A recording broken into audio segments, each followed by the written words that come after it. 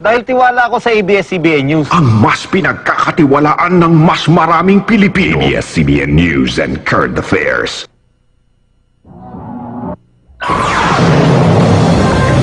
Sa ulo ng nagbabagang balita. Typhoon Juan, nakapasok na sa bansa. Mga tatamaang lugar sa Northern Luzon, naghahanda na. 50. May tama pero hindi lasing. Alam ko pa yung ginagawa ko. 20 anyos na dalaga, nanindigang ginahasa siya ni Patrick De La Rosa. Exclusive! Pampanga Governor Lilia Pineda at Congresswoman Gloria Arroyo bumiyahe sa Korea. Pineda, nanindigang hindi siya wedding lord. Hinaing ng mga kartero, ilalahad sa kwentong obrero. Jackpot sa Grand Lotto, umakyat sa mahigit 200 milyong piso.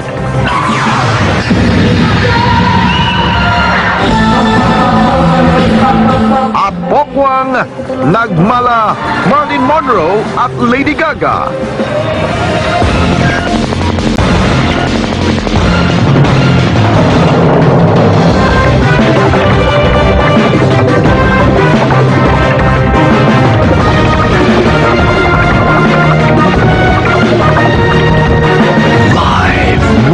ABS-CBN News Center, Manila.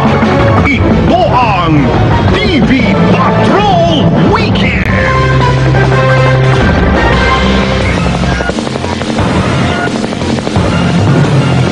Magandang gabi Pilipinas, kami ang mga patrol ng Pilipino. Nagbabalita at naglilingkod sa inyo saan man sa mundo.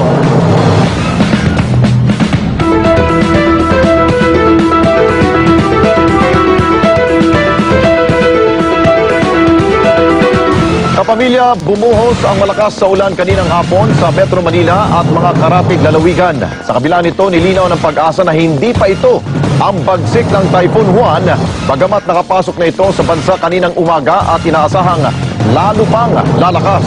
At live mula sa Pag-asa, nagpapatrol, Pia Gutierrez. Alex, tuluyan na nga pumasok sa Philippine Area of Response